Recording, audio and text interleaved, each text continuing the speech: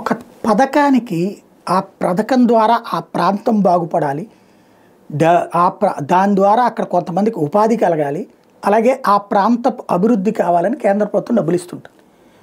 దానికి సక్రమంగా వినియోగించుకోవడం, సద్వినియోగం చేసుకోవడం అనేటటువంటిది ఆయా రాష్ట్ర ప్రభుత్వాల బాధ్యత.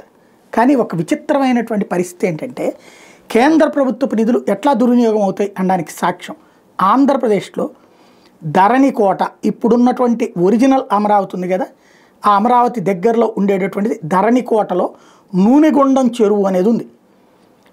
హృదయ్ పథకం కింద 2017లో 7.5 కోట్ల రూపాయల డబ్బుల్ని ఆ చెరువు ఏరియాకి కేటాయించారు.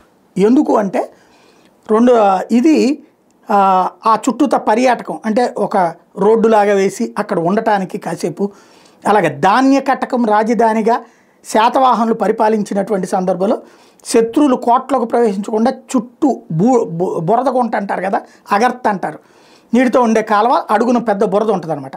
అట్లుండేది. మనకి ఆయన బాలకృష్ణ సినిమాలో కూడా గౌతమిపుత్ర శాతకర్ణిలో కూడా ఉంటుంది, అదే ధాన్య కటకానికి సంబంధించి ఉండేది. అందులో కృష్ణానది నీళ్లు చేరేది. ఆ తర్వాత కాలక్రమంలో రాజులు ఆ బురద ద్వారా నదిలోకి నూనె గింజలు రప్పించి అక్కడ నుండి ఎగుమతి చేసేవాళ్ళు. క్రమేణా ఆ బురద గుంటగా ఆక్రమణలకు గురైపోయేటప్పటికి అది ఇప్పుడు చెరువుగా మాత్రమే మిగిలింది.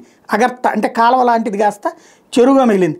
దీన్ని నూనెగుండం చెరువు అంటారు, ఎందుకంటే ఒకప్పుడు నూనె గింజలు పంపించేటటువంటిది కాబట్టి. ఆ నూనెగుండం చెరువులో ప్రజల అవసరాల కోసం అప్పట్లో రాజా వాసిరెడ్డి వెంకటాద్రి నాయుడు గారు చెరువును అభివృద్ధి చేశారు. ఒకప్పుడు 14 ఎకరాల్లో ఉండేది, ఇప్పుడు అది 10 ఎకరాలకు పరిమితమైంది.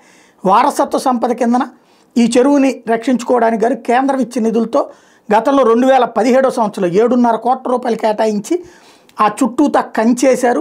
అట్లాగే నడక మార్గంలో టైల్స్ వేశారు, మరుగుదొడ్లు, తినుబండారాల దుకాణాలు నిర్మించారు, బోటింగ్ కూడా ఏర్పాట్లు చేశారు. 4.5 కోట్లు ఖర్చు అయినాయి. 2017లో ప్రారంభమైతే 2 సంవత్సరాల్లో కేవలం 4.5 కోట్ల పనులే పూర్తయినాయి, మిగతాది పూర్తి కాల.